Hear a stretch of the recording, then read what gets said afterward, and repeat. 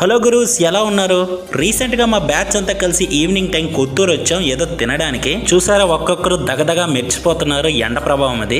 ఇంకా కొంతమంది రావాలి, వాళ్ళ గురించి వెయిట్ చేస్తున్నాం. ఇంతలో ఏం కొనాలో ఏం తినాలో అని ప్రిపరేషన్ చేస్తున్నాం. అంతలో వాళ్ళు ప్రత్యక్షమైపోయారు. ఇంకా ఒక్కొక్కరు ఒక్కో ఫుడ్ ఐటమ్ తిందామని చెప్తున్న లోపే చీకటి పడిపోయింది బాగా. ఇంకా ఫైనల్ గా లాస్ట్ 1-2 years లో బాగా ఫేమస్ అవుతున్న మొబైల్ ఫుడ్ ట్రక్ దగ్గరికి వచ్చేసాం. ఇలాంటి ఫుడ్ ట్రక్స్ నేను చాలా దగ్గర చూసాను, చాలా దగ్గర తిన్నాను కూడా. ఈ మధ్య మా కొత్తూరులో కూడా విపరీతంగా హల్చల్ చేస్తుంది.